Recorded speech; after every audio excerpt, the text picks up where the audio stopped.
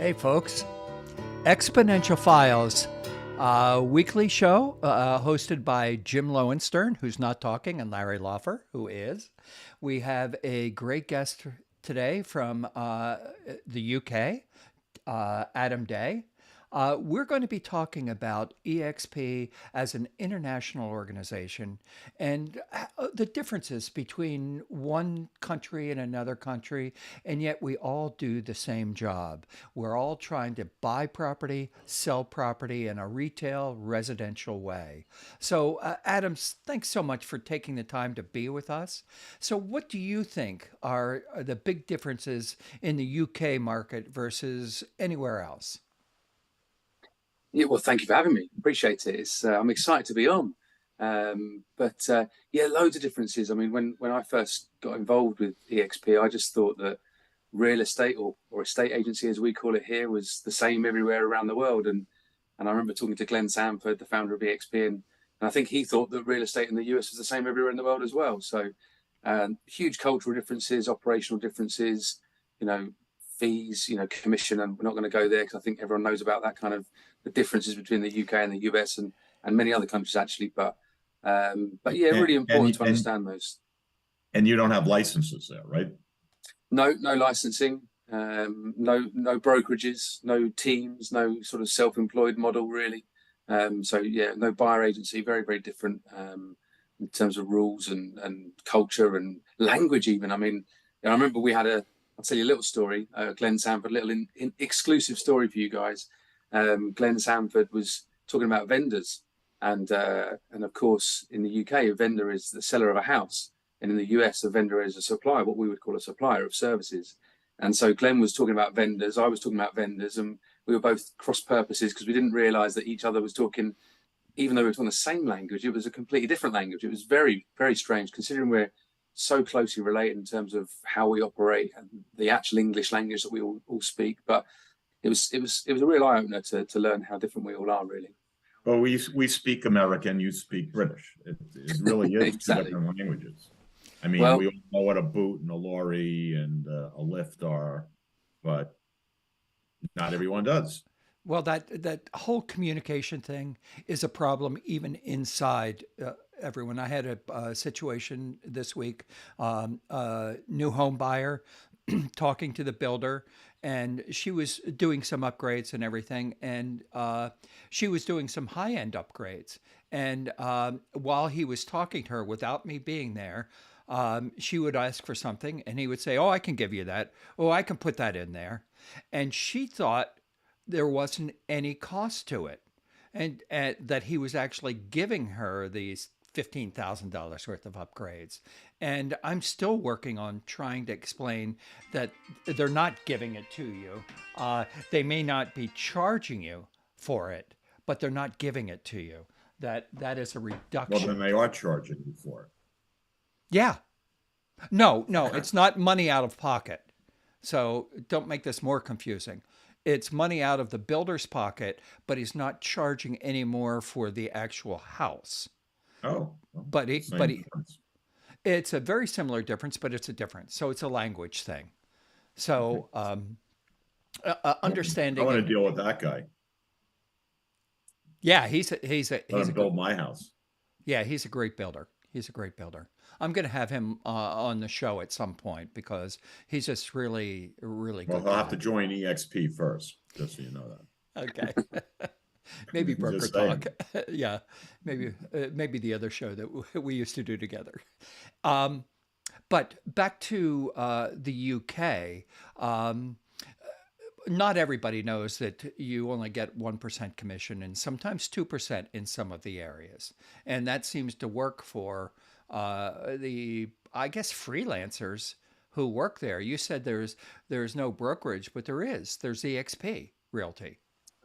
well, yeah, true. Yeah, EXP is kind of the first brokerage, the first US brokerage that's had any kind of success in the UK so far. I mean, we've had other US estate agency businesses have come into the UK back in 2014, and even before that. I won't name names unless you really want me to, but and they Well, kind of just you have Purple Bricks, right? That's the name of the company.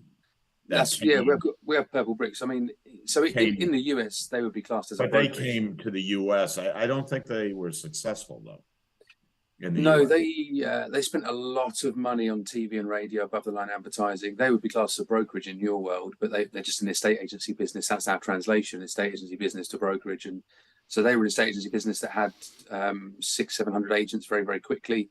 Although agents was never a metric for Purple Bricks, it's always listings as the metric for us. That's our KPI that we base ourselves on, kind of thing. So, and they grew really quickly. They spent hundreds of millions on TV and radio to educate the consumer. They were more B2C than B2B. And then they moved to Australia, they moved to the US, and they moved in, tried to operate in Canada and Germany, I think. And yeah, all withdrew from those countries very, very quickly. And they still operate in the UK. I'm not sure about Canada, but certainly not the US or Australia anymore. They withdrew from there. And but yeah, they were kind of a big deal 5 or 6 years ago when they set up. 2014 they set up, so 8 years ago nearly. It's kind of incredible how different that is. I mean, the realtor business, which is National Association of Realtors, that started 120 years ago, where we were licensing people and we were making sure that they were doing things ethically and morally.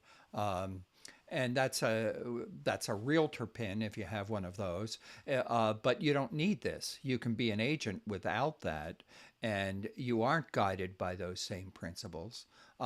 It's all the same stuff to the buyer or the seller. We do have buyer's agents, so And commercial brokers and typically commercial, yeah, don't necessarily join the realtor board where we right. are. So eXp commercial is in the UK also? No, not at the moment. No, we've not had. I know Jim Kwan has he started with eXp probably 18 months ago now. I'm guessing coming up to 2 years. So I've had a couple of conversations with Jim, but I think it's getting.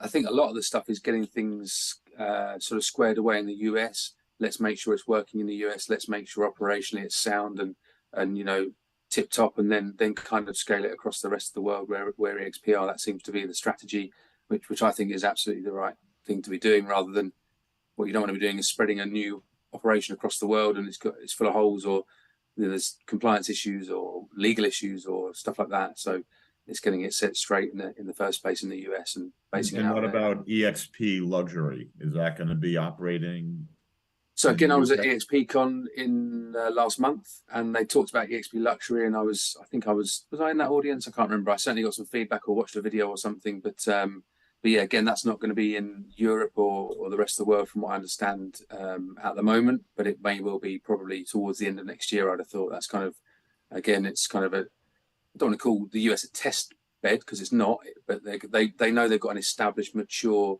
brokerage model in the US, whereas in other countries it's not established, it's not mature. So it's making sure that it works in that established, mature model that you've got over in the US and Canada, and then rolling it out to the rest of the world. Here in the U.S., we have a thing called the multiple listing service, and it's separately owned in all the different regions and everything.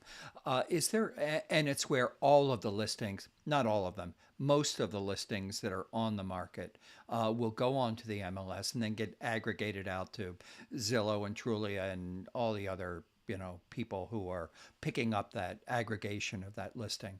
Is there anything like an MLS in the UK? Not really. There's a London. Or Zillow for that matter. Well, so so what we've got, so we don't have an MLS. We've never had one. There is a kind of a small MLS in London that not all agents go on. It's called Lonres, Lonres. It's kind of as close to an MLS that we've got, where agents can bring buyers and bring properties and collaborate. What we have is kind of a Zillow, so it's called Rightmove. But Rightmove.co.uk, they go and charge each estate agency business, each branch, to list their properties, a monthly subscription fee to load all of their properties. And then what Rightmove did back in 2001 when they started was they got all of the inventory, they got all of the agency businesses adding their stock. They advertise heavily on the TV. And if you're looking to buy a property in the UK, then Rightmove is synonymous with that's where you will find your property. So 97% of all inventory sits on Rightmove, and Rightmove make, I can't remember the exact numbers, but they make over 70p profit in every pound that they bank in revenue. I mean, it's an extraordinary business, and they're kind of untouchable in the UK, and they've got like an iron hold on the UK property market. But they provide us with buyers, so they're kind of a necessary evil in many ways. Right. Cost of doing business is that you have to deal with the devil at times. Sometimes, yeah. At times, yeah. Yeah. So we talked a little bit about culture, but you know, the UK includes places like Belfast. That would be part of the UK. The culture in Belfast has to be very different than the culture in London. Not only price point, but just the way you buy and sell inside. And Scotland and Wales. Talk a little bit about how you, as the builder of this business in that country, can bring people in and have them work together. Mm. Yeah, really interesting actually. You should ask that question today, because I was talking to someone from Scotland yesterday, from Glasgow, and he has been watching eXp for for 3 years now, and we haven't had a huge amount of success in Scotland. We've got a handful of agents. Again, the same with Northern Ireland, Belfast. We've had a handful of agents there, but a very small handful comparative to England. So I was talking to this chap yesterday. I said, "Why do you think that is?" And he said, "It's probably because you're English. We have a there is a north-south divide. There is England versus Scotland. There is a lot of rivalry between England and Scotland, England and Wales, England and Northern Ireland. And even though we're part of one union, the United Kingdom, there is rivalry, and I wouldn't call it no one dislikes each other particularly. I'm sure there's some people that dislike English, but I don't think that's a general thing. But I think you have to have that hyper local knowledge, that hyper Right. local accent, that hyper local Right. culture. And I think if funnily enough, if a Scottish person joined in Scotland, they probably have a big opportunity to build eXp in Scotland. But it's getting that first Scottish person to believe an Englishman, or believe an American, or believe someone from Northern Ireland. So that was really interesting talking to them, and we've had a bit of feedback from the Northern Irish about that as well. That it's too closely related to England. They want it to be very, very local, and so maybe that's a thing as well. But to me, So can we talk EX, about agents cooperating or not cooperating in the UK? I think you told me agents don't like each other, something like that. Yeah, To that yeah. effect. Yeah, we no. I mean, the general consensus is we hate all the other estate agents within our patch. That where there's no collaboration. I mean, there's a little bit of collaboration in London. They do work a little bit more closely together in London, but outside of London, it's non-existent. I mean, pretty much non-existent. I can't recall any time in my career outside of London that I did a deal with another estate agent in the transaction, because it just wasn't the done thing. I suppose we're trying to change that with eXp. We're seeing agents collaborate across the network, across the country, and they are competitors in as much not competitors. They're part of eXp, but they're still competing business people. So we're trying to drive that collaboration, and we've got a few things up our sleeve. And I talk to Glenn Sanford a lot, and how do we drive that collaboration through from eXp to the corporates, and eXp to the independents, and eXp to the franchises. And I think that's going to take time. It's a cultural shift, but I think the rate that we're growing, eXp are growing, hopefully we can affect that cultural change over the next 3 to 5 years. That's the plan. well, my thought is because of EXP, and on this show, we've had people from all over the world already, and most of them are really thrilled to be able to talk to other people and have great feedback. I mean, in EXP world, there's somebody always awake. No matter what the question is you have, you can find somebody who knows something and can be helpful. And I think after a while, if people are using that in the UK, they're going to see it's collaborative. And I want to talk a minute, just a quick minute about competition. Nobody can compete with you, the buyer or the seller in your country, the seller. They're going to pick a person they like and trust, just like all over the world. And it's not going to be about EXP or some real estate person. It's going to be about that individual. And in eXp Realty, the objective is to raise the boat for everyone, and everyone profits from what's going on with the company. And I think that's a huge difference. Yeah, absolutely. I mean, I think we're very brand heavy over here in the UK, or that's how the brands would want us to believe it. I do think that the brands in the UK have spent 100 years sort of drip feeding this message into the agents that work for them for a salary, for a basic poor salary stipend, as you might call it, because the brand has hoodwinked us agents into believing that it's all about the brand, and EXP in the UK is proving that it's not about the brand; it's about the person. Um, and again, that's been a real eye opener, because I was hoodwinked for 20 years to think that was the case in the UK, that it was all about the brand. And EXP's come along, we've empowered the individual, the individual's going out, and the consumer is buying that person, not the brand. It's been a massive eye opener for me. There's still a lot of franchises here in the US who are still building the brand. It's all about us, and they demand that, their logo is up there, and all of that kind of stuff. And while that's of value, it's not the major value. The major value is, how good are you? How much do you know your market? How much can you help raise the bar for your seller? You know, how do you talk to the buyer that comes in? Even though you represent the seller, I mean, here that's called dual agency. So you can't represent both sides. You only represent one side. So you become a facilitator on the other side. Um, how do they? Which is confusing for us that have, I mean, we literally have laws protecting the buyers, and that's why buyer brokerage became what it is today. So with your fee structure, it almost excludes a second person being involved. But you said, whatever we know in the US, it's just the opposite in the UK. Yeah, Like, we don't encroach on another agent's exclusive listing, and we'll knock on, so to speak, knock on the surrounding doors to get a listing. But the listed property is the only one that the British agents are knocking on. correct. They're not supposed to knock on the other doors. Correct. Yeah, it's completely the opposite. We have listings that are on the market and all over the country. And I had an agent meeting at 9:30 this morning, my time, and my message to all the agents was, go out there and get door knocking on the houses that are for sale with other estate agents, and pinch that business off of them and go and attack that stock that's on with another estate agency business. That is how Wow, we operate here, and wow. is how people get off the ground. So yeah, we do a lot of letter writing, so we do a lot of direct mail to those houses that are on the market, and we do door knocking on houses that are on the market already. We ignore the houses surrounding.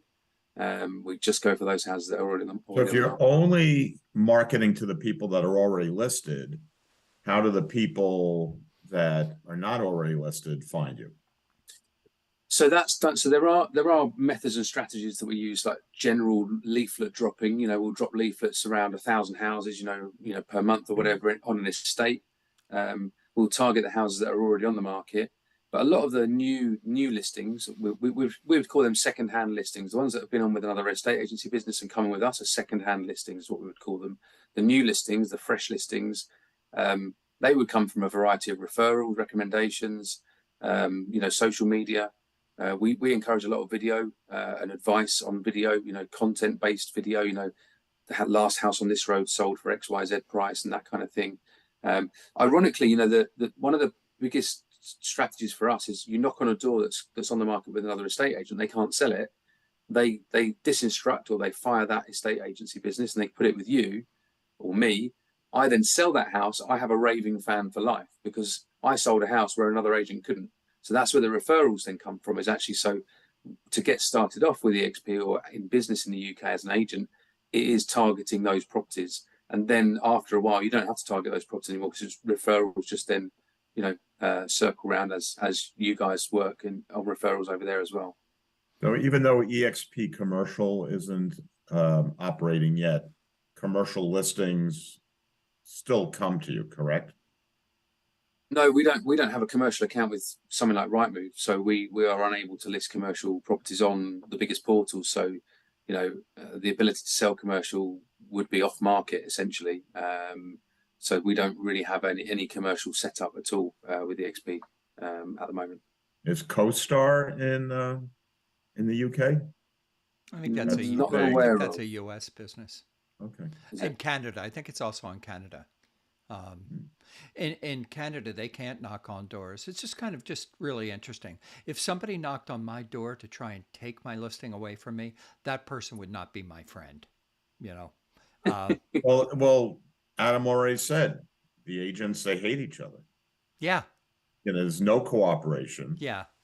There's no buyer brokerage. You'll only knock on the door. I mean, it's the bizarro world of real estate as we know it. Right. I mean, I had a UK broker who wanted to choose me as their sponsor. And the reason was because we're an American company and she didn't like the way they do business in the UK. But eXp has to do business in the UK like they do business in the UK. They can't change the culture. Right. Right. And this is one of the things about, there's been US companies that have come to the UK before, and you'll know who I'm talking about probably because they're the most famous US real estate company that's ever been. And they came to the UK with the US methods and strategies, which was to knock doors that aren't on the market. It was to create your database and utilize your database, and that business is listing 50 properties a week roughly. We're listing 200 a week. We've got a third or 2/3 the number of agents, and we're listing 4 times the number of properties. So, it is about, again, coming back to that very, very first question that Larry asked about the culture, is you have to tap into the culture of that country in order to be successful. And, if you don't like it, it's just unfortunate that, I probably don't like the US model, but I don't know it well enough to know whether I do or I don't. But it's just what you're used to, isn't it? Right? I suppose that's the difference. I've been trying to think of a way around this, and tell me if this makes sense.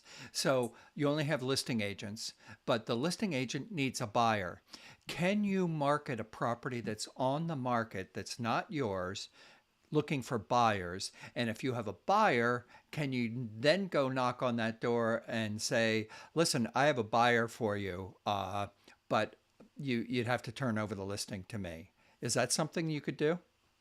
No, because the agent, the customer usually signs what's called a sole selling agreement. So they are contracted to use that estate agency business for a period of 8 or 12 or sometimes 26 weeks, and they are unable to sell the property through anyone other than that listing agent for that period of time. So I know it. I know what you're hinting at, Larry. Yeah. Yeah, we call it the Wild West here.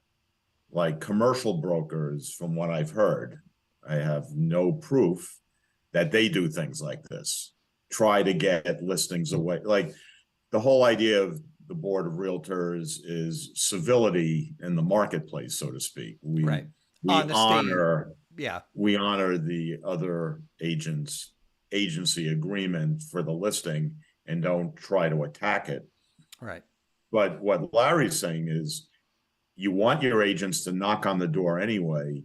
Is there anything in your system that doesn't allow an agent to advertise another agent's property to get the buyer to then knock on the door? Because you're doing that anyway. You're knocking on the door saying, I can sell your property. If you say, I can sell your property for sure because I already have the buyer. Yeah.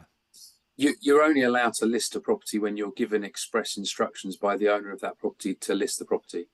So you could speak to a buyer who you might say to that buyer, well, I know there's a house on the market with another estate agency business down the road, but if that buyer's serious, they're going to be searching on Rightmove, and they're going to find that house anyway, whether it's through the agent they've been alerted to it by or through the agent that actually owns the listing, as it were. So it's pretty tied up. Yeah, it's pretty tied up with the selling agent. If you're knocking on a door, you might say, I've got a buyer for this. When does your contract end with your current estate agency business? Exactly. And they say, oh, it ends in 6 weeks' time. And then you'll go back in 6 weeks and then knock on the door. And that's when you take the listing. Yeah. The line at the door on the, in 6 weeks.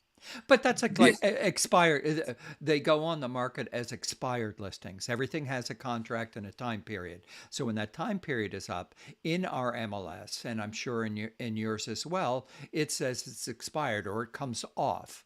That minute, many agents are on it because now it's available again. So I did a lot of business knocking on doors with expired people because they're tired of, they all say that, well, I really liked my agent, but they didn't communicate. Or I really liked my agent, but he wasn't honest, or he or she wasn't honest, or didn't get the deal done.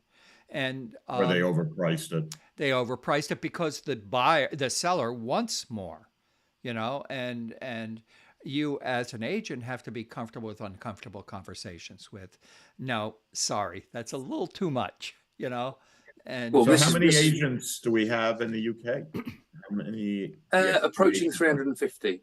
Approaching 350. Okay. hey, And that's in 3 years, because 3 years ago there would have been one, just 3 years you. ago there was one. That was me. Yeah. Well, 3 years ago we probably had about 16. Just during our official launch actually was 3 years ago in 2 days.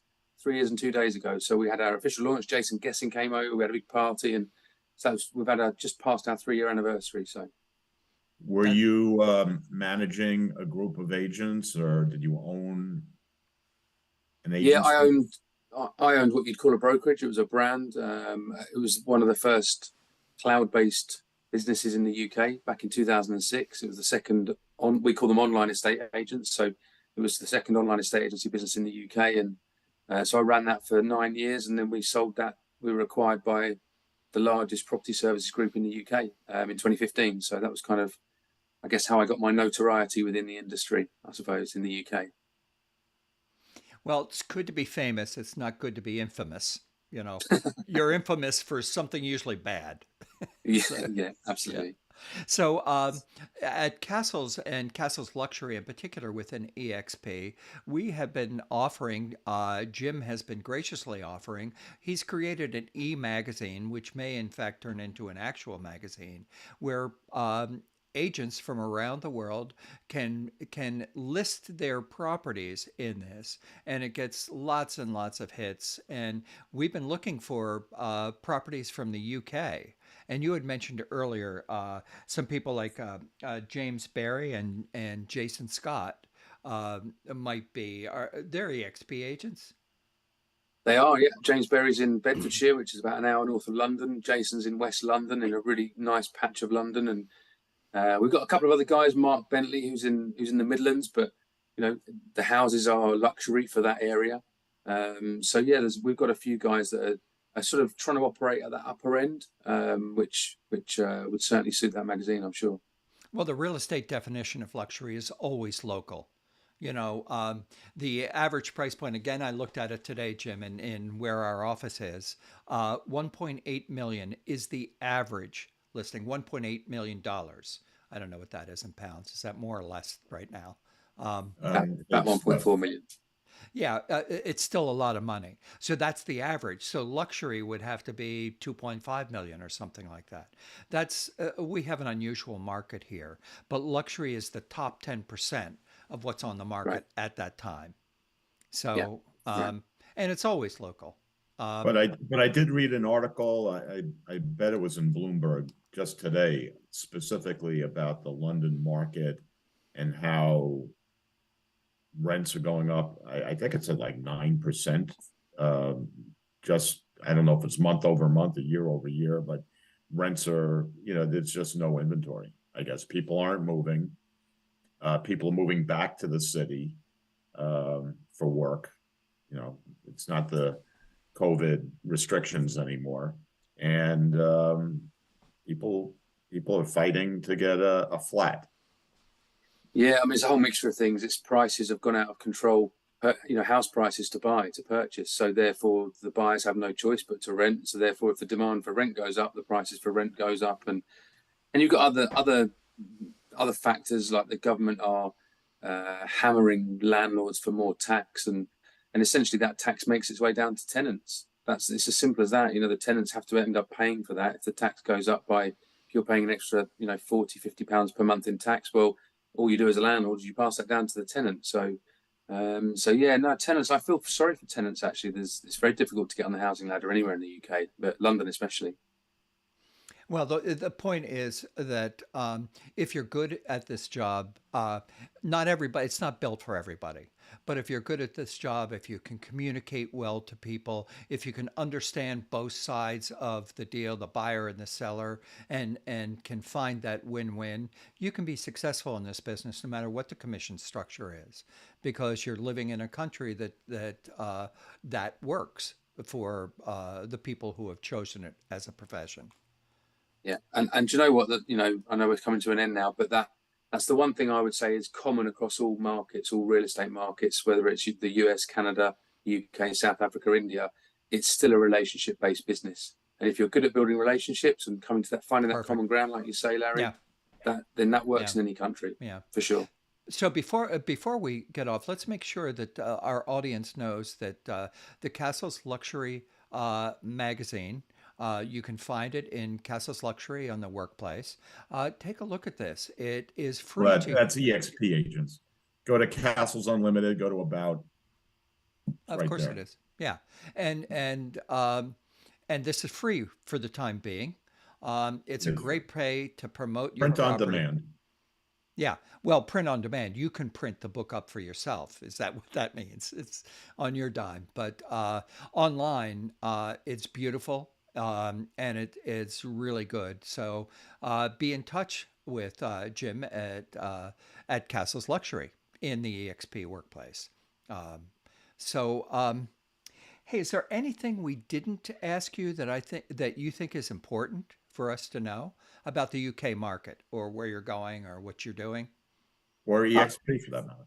Yeah, Yeah, no, I mean it's been a fascinating conversation. I've learned a little bit from you guys as well, and hopefully you have from me. But we're looking to continue to grow in the UK. We think we're about the 14th largest estate agency brand in the UK, and we've done that in 3 years. That's the fastest growing real estate business in the history of the UK that hasn't spent any centralized marketing money.